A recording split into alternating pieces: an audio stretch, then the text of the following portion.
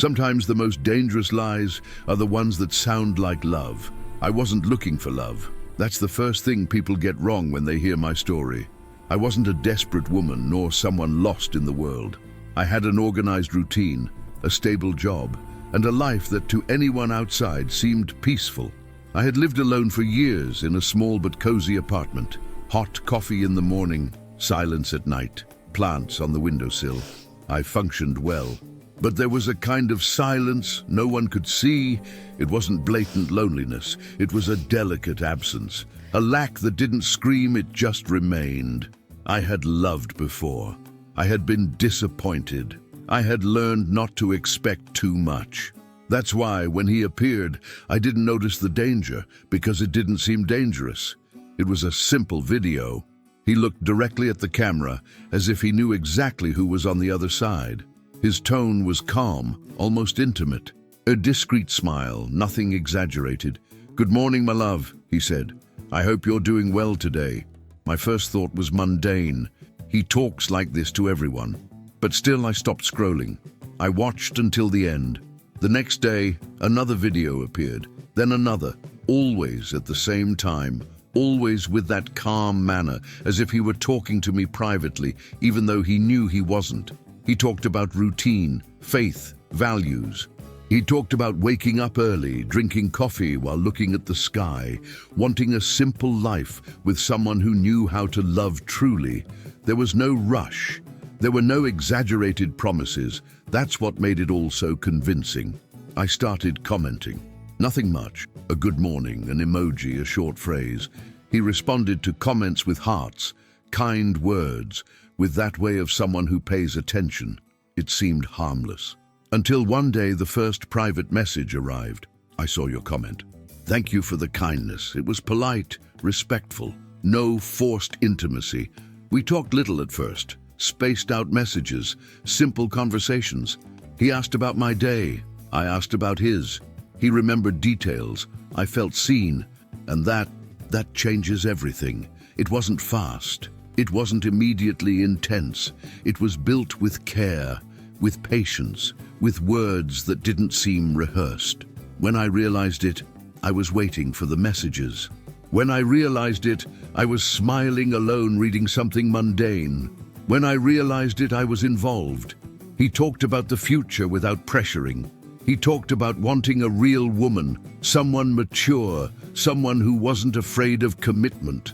"Someone like me. You're different," he would say. "You can feel it," and I believed it. Because I wanted to believe. Over time, the messages turned into voice notes. The voice notes turned into calls. His voice was exactly like in the videos, calm, welcoming, present. He talked to me at dawn. He said he thought about me. He said he missed me even without ever having touched me. I should have stopped there. But when someone touches the exact place where you've learned to hide your needs, reason falls silent. He started talking about meeting, then about plans, then about marriage. "I don't want to waste time," he said one day. "Life has already taught me that when you know, you know." And I, who had always been careful, organized, rational, said yes. I sold things, organized documents, notified people, prepared my entire life to cross an ocean for a man I had never hugged, but who, in my mind, was already my husband. And while I packed my bags, he repeated, "Trust me, I'm here, I promise." I trusted, and that was the promise that changed everything. After the yes, everything started to take shape. Not in an explosive way, like in the movies, but with that dangerous feeling that everything was naturally falling into place. He talked to me every day, sometimes a little, sometimes a lot, always present, always affectionate, always with the same firm voice that made me feel safe. "Now it's different," he would say. "Now it's real." I started organizing my life around this idea. I notified work that I would need time off. I started selling things that wouldn't make sense to take. Clothes, furniture, objects accumulated over years. Each sale seemed like a small ritual of farewell to the life I knew. I wasn't running away from anything. I was moving towards something. At least that's how I justified it. The people around me reacted in different ways. Some were happy, others confused. Some asked too many questions. "Have you met him yet?" Have you spent time together in person? Isn't this all too fast? I responded calmly, with conviction. We know each other truly, just not physically yet. And that, for me, made sense. He knew details about my life that no one else remembered. He knew when I was too quiet. He knew when I was tired even when trying to seem fine. He knew exactly what to say when I doubted. They don't understand, he would say. But I understand you, and I felt chosen. We started talking about the wedding as something simple, nothing grand, nothing exaggerated, something intimate, true. What matters is us, he would say. The rest is details. Even so, there were details, documents, dates, tickets, accommodation, conversations about where we would live. He always had an answer, not always clear, but sufficient. Trust me, he repeated. I'm taking care of everything. Sometimes I asked something more specific, an address, a time, an exact plan. He would deflect with affection. Calm down. Everything in due time. I want to surprise you. And I accepted it. Because love, when it's too idealized, becomes a place where questions start to seem like distrust. There was a specific moment that today I recognize as the first warning. We were talking about my arrival day. He said he would pick me up at the airport. He spoke with such certainty that I visualized the entire scene. I'll be there, he said. No matter what time. I smiled alone. Days later, when I mentioned it again, he responded vaguely. We'll see exactly. Something might change. It was subtle, too small to become a problem, too big to be ignored, but I ignored it. I was too busy organizing everything.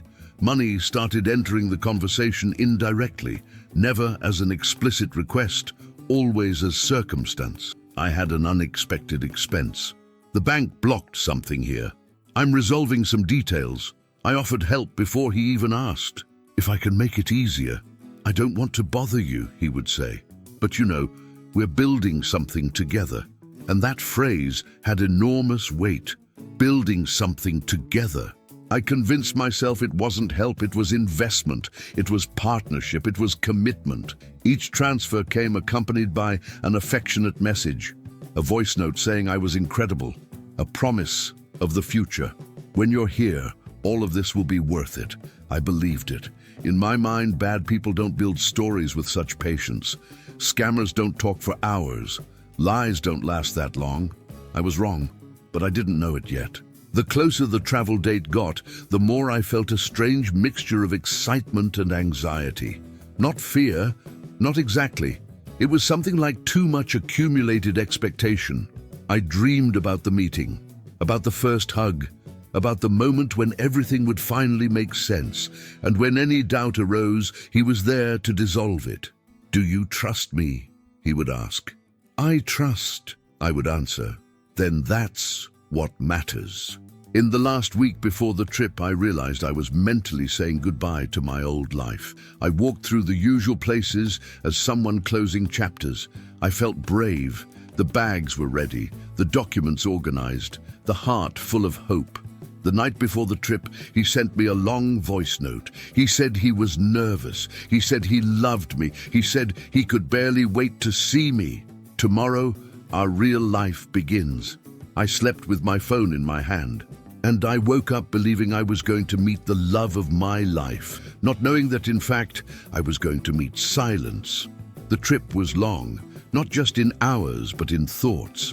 Each kilometer traveled seemed to carry an expectation accumulated over months. I couldn't sleep properly on the plane. I relived conversations. I re-listened to voice notes. I remembered promises. I looked out the window when the plane started descending and felt a tightness in my chest. That good kind of tightness, from someone who believes they're about to start something new. I grabbed my suitcase in a hurry, fixed my hair, checked my phone. No new messages. He must be on his way, I thought. I went through arrivals, looking at faces, people holding signs, couples hugging, emotional families. I looked for him instinctively, as if it would be impossible not to recognize him. I waited minutes, then more minutes. The phone remained silent. I sent the first message naturally. I arrived. Nothing. I waited a bit longer, took a deep breath. sent another. I'm already at arrivals. This time it showed read, but no response came. The movement around me decreased. The airport started to empty. The initial enthusiasm began to transform into something uncomfortable, hard to name. Anxiety, tiredness, fear. No, not yet. I called. It rang until it dropped. I tried again. Nothing. I sat in one of the chairs, holding the bag strapped tightly. The airport sound seemed distant now, as if I were inside a bubble. He had never done this, never disappeared like this. My first impulse was to blame myself. Maybe I misunderstood. Maybe something happened. Maybe he's running late. Excuses came faster than questions. I waited almost an hour. The messages I sent got shorter. Is everything okay? Are you coming? I'm here. No response. I stood up, walked back and forth, sat down again. The tiredness started to weigh for real now. The body felt it. The mind tried to stay calm. That's when I received a voice note. My heart raced. It was his voice. My love, calm down, everything's fine. Trust me. There was an unforeseen event, but I'm resolving it. Don't worry, nothing more. No concrete explanation, no time, no confirmation. But the voice was there, and that was enough to keep me trapped. I took transportation to the place where I would be staying. He had said it wouldn't be permanent, just a few days until everything was organized. Soon you'll come home, he would say. I arrived exhausted, lay on the bed without taking off my shoes. I stared at the ceiling, trying to understand why that arrival didn't feel like an arrival. More messages, more vague promises. Tomorrow, I'll resolve everything. Today was complicated. I love you. I wanted to believe. The next day I woke up early, took a shower, got ready as someone preparing for a date. I looked at my phone every 5 minutes. Nothing. I sent a message. He responded hours later.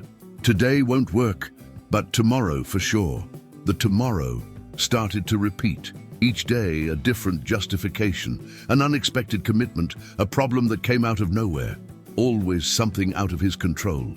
And I, always understanding. I started to notice the weight of silence.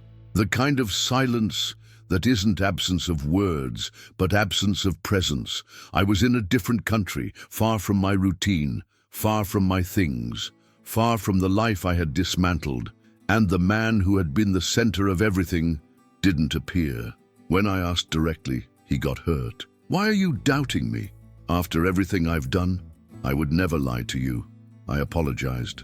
Always me. At night, the silence got louder. I lay with my phone on my chest, waiting for a message that would explain everything, that would transform that emptiness into something logical. But the emptiness only grew, and for the first time, a question started to form clearly inside me.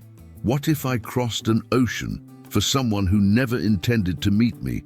That question didn't come with an answer. Not yet.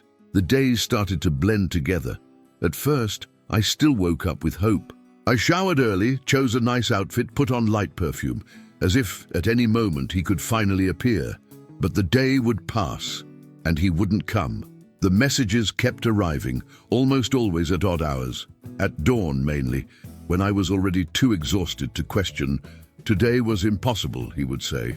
Things got complicated, but I promise, this will be resolved. Promising became the only constant thing. When I asked what exactly was preventing our meeting, he responded with phrases too broad to be verified. People involved. Delicate situations. Problems I can't explain now. Always the now. Always the later. And I accepted because admitting otherwise meant facing a truth too big to bear alone. I started counting the days. 1 week, then 2. The savings I had set aside started to diminish. Each expense seemed like a silent reminder that I was living a weight that had no end date.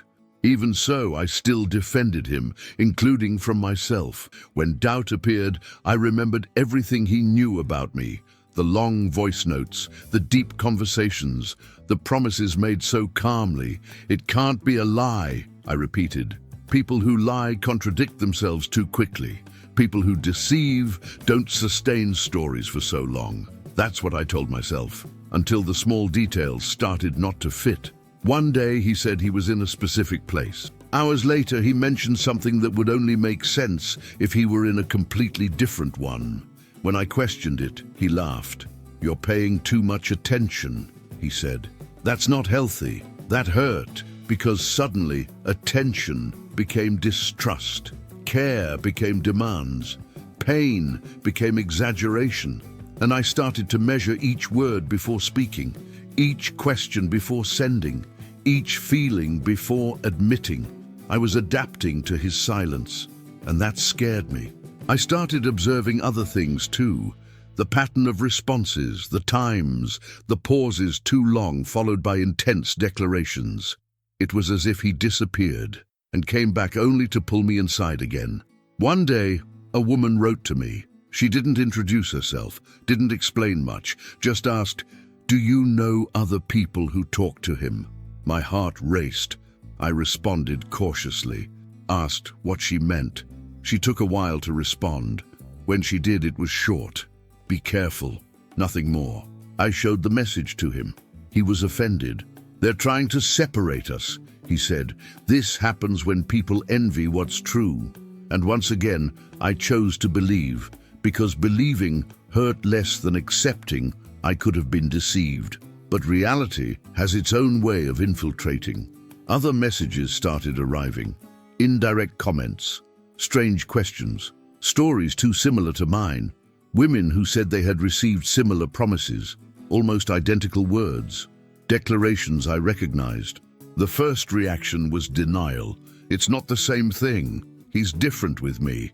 They don't understand." I repeated this like a shield, until one day I heard myself saying out loud, alone in the room, "Why hasn't he come yet?" And I had no answer. That night he sent a long voice note. He talked about love. He talked about the future. He said I needed to be strong, that everything was under control. While I listened, I noticed something new. The voice was still the same, but the words no longer calmed me. There was a different tiredness now, a weight that didn't come from waiting, but from the feeling of sustaining something alone. I was waiting for someone who always had a reason not to appear, and for the first time I thought, maybe the problem isn't time. Maybe the problem is the truth. That idea stayed with me all night. And when dawn came, I was no longer exactly the same woman who had arrived there full of hope. I spent days trying to postpone that moment. The moment when I would stop justifying, the moment when I would have to look at the entire story without the filters of love. Because as long as I could still explain everything, the delay, the silence, the excuses, I didn't have to admit anything. Admitting meant recognizing I had bet my life on something that didn't exist the way I believed, and that was too heavy. But there's an invisible limit, a point where the body starts to perceive before the mind. I felt a different tiredness. It wasn't from the trip, nor from the weight. It was emotional exhaustion, a depletion of someone who's always adapting, always understanding, always waiting. I started observing in silence. I began rereading old conversations, listening to voice notes more carefully, noticing pauses, repetitions, phrases that seemed too beautiful to be true. He talked a lot, but said little. He promised a lot, but never arrived. When I confronted him, he reversed it. "You're changing," he would say. "You weren't like this." Love doesn't survive distrust. And I felt guilty. Guilty for questioning. Guilty for getting tired. Guilty for needing something concrete. That's when I decided to do something simple. I asked for clarity. No accusations, no drama. Just a direct question. "When are you going to meet me?" The response took hours. When it came, it was long and empty. It talked about feelings, obstacles, faith, patience. It talked about everything except the answer. I read that message several times, and for the first time, I didn't feel comfort. I felt emptiness. That night, I cried, not from despair, but from lucidity. It was the cry of someone who finally understands something they tried to deny for too long. I wasn't in a relationship. I was in a unilateral wait, and waiting for someone who never appears is a slow form of abandonment. The next day, something inside me changed. It wasn't anger, it wasn't hatred, it was clarity. I started looking for information, connecting dots I didn't want to connect before, listening to stories I had ignored. I discovered patterns, repetitions, recycled promises. I discovered I wasn't unique. That hurt more than any silence, but it also freed me. When I confronted him again, I no longer asked. I stated, "This isn't right. I need the truth." He reacted with emotion. He said I was being unfair. He said I was destroying something beautiful. He said I didn't trust enough, but he didn't say he would come. And in that instant, everything became clear. The truth wasn't hidden. It just was never said. I ended the conversation that night, not with a big speech, not with accusations, just with a simple phrase, "I can't keep living on promises." He responded later, tried to resume, tried to pull me back with familiar words. But something inside me had already awakened. I was no longer hypnotized by the idea of who he could be. I was looking at who he was, someone who only existed when it was convenient. The next morning, I looked at my suitcases. Everything there represented a version of me who believed too much, who trusted too much, who silenced herself too much. And for the first time since I arrived, I made a decision that didn't involve him. I decided to leave, not as defeat, but as survival. Because staying would have been accepting less than I deserved. And I had already lost too much time trying to prove love to someone who was never willing to show up. Making the decision was silent. There was no dramatic scene, no announcement, just a clear understanding that I needed to get out of there before that weight consumed me completely. I started with simple gestures, canceling commitments that never happened, ending reservations made with hope, reviewing dates, looking at the remaining money with responsibility, not with guilt. I packed my bags with strange care, almost respectful, as if I was saying goodbye not just to that place, but to the woman who believed until the end. Each fold of clothing was a thought. Each stored object was a recent memory that now needed to be archived. I didn't cry while doing this. The tears had already been spent before. He noticed the change in my tone, not because I said something, but because I stopped asking. I stopped waiting for immediate responses. I stopped trying to keep the connection alive alone. That's when he truly appeared, for the first time, not physically, but emotionally. Messages started arriving in sequence. Voice notes got longer. Urgency appeared where before there were only excuses. "Why are you distant? We need to talk. Don't do this to me." I listened to everything calmly, without anger, without rush, without expectation. When I responded, I was clear. I came here. I waited. I trusted. Now I need to go. He tried to change his tone. "You're exaggerating. Everything's about to be resolved. You're throwing it all away." And for the first time, I didn't feel small. "No," I replied. "I'm collecting what's left of me." There was silence on the other side, then a final attempt to trap me in what never existed. "You're going to regret this." I smiled slightly, reading that, because regret had already passed. What remained now was lucidity. On my departure day, I woke up early. I looked out the window for a few minutes. I observed the city that should have been the beginning of a new life, and that ended up being just the setting for my awakening. I grabbed my suitcases, took a deep breath, left without looking back. On the way, my phone vibrated a few times. I didn't open it. Some things don't need an answer. As I moved away, I felt something unexpected. Relief. Not happiness yet. Not complete peace. But relief. I was no longer trapped in a narrative that didn't sustain itself. I was no longer living based on promises. I was no longer diminishing myself to fit into silences. I was leaving whole, and that in itself was already a victory. On the plane, as the lights went out, I thought about everything I left behind, not just the place, but the version of me who confused words with presence, promises with actions, love with projection. I closed my eyes, and for the first time in a long time, I slept without waiting for any message.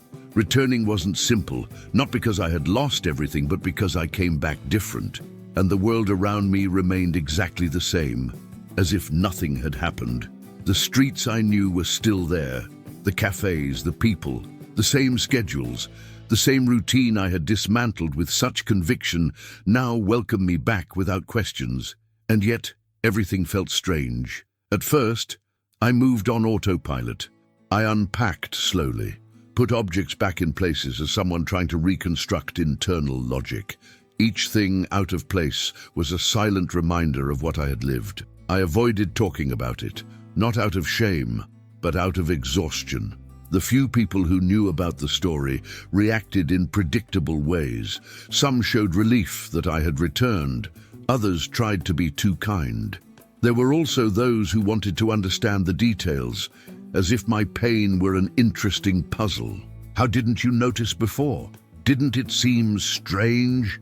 Didn't you suspect? These questions didn't come with malice, but they came with emotional ignorance, because whoever asks that has never been in the exact place where need meets promise, never felt the comfort of being heard every day, never confused virtual constancy with real presence. I learned quickly that over-explaining didn't help, so I stopped. I started responding with short phrases, with clear boundaries, with silence when necessary. It wasn't coldness, it was self-care. The most difficult judgment, however, didn't come from others. It came from me. I relived scenes, conversations, decisions. I tried to find the exact point where everything could have been different, where I could have stopped, where I should have suspected, but I didn't find it. Because the truth is simple and hard. I did the best I could with the emotional tools I had at that moment, and that started to free me. Over time, I returned to work, to routine, to practical life, but there was something new in me, a silent attention to my own limits. I started listening to discomfort before it turned into pain.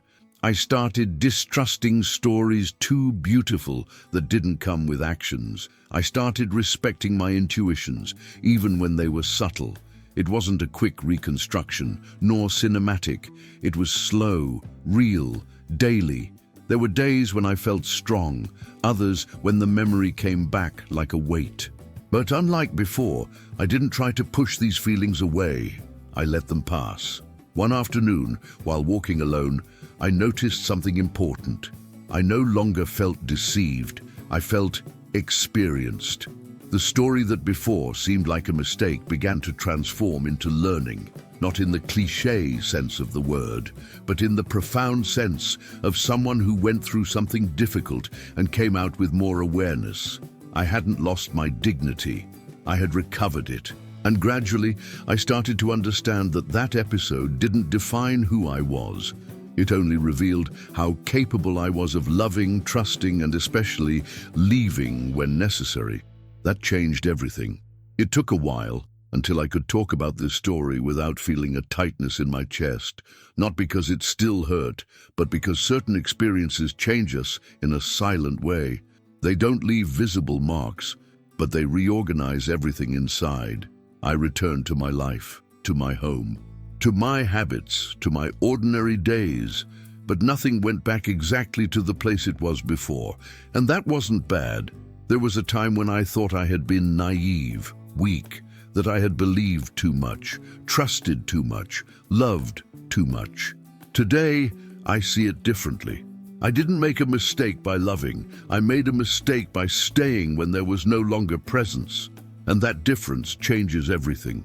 For a long time, I associated love with intensity, with constancy of words, with that feeling of being necessary to someone. Now I understand that real love doesn't need to be proven every day with promises. It sustains itself in simple, repeated, real actions. Presence isn't negotiated. Respect isn't asked for. Clarity isn't postponed. I learned this the hardest way, but I learned. I also learned something even more important. Leaving isn't failure. Leaving is courage when staying means losing yourself. I left before that story erased who I was, before the weight turned into humiliation, before his silence became my identity, and that saved me. Today, when I think of that version of me, the woman who crossed an ocean believing in promises, I don't feel shame. I feel compassion. She was doing the best she could with what she believed was love. She trusted. She tried. She was whole. And in the end, she knew how to leave. That matters. Not because the story ended badly, but because it didn't end with me broken. It ended with me aware. I didn't lose my capacity to love. On the contrary, I learned to love better, starting with myself. If there's something that remained from this experience, it wasn't fear, it was discernment. Today I listen more. I observe more. I expect less from words and more from actions. And above all, I don't negotiate my peace to fit into stories that only exist in someone's imagination. Some people enter our lives as promise, others as lesson. Few remain as real presence, and that's okay. Because each one fulfills a role. This story isn't about a man who never appeared. It's about a woman who appeared for herself. On the day I understood that, everything finally made sense. If this story touched your heart, please subscribe to Stories We Tell, leave a like and share it with someone who needs to hear it. Your support helps us keep creating stories about love, clarity and second chances, because stories that touch the heart deserve to be told and remembered. Thank you for being here.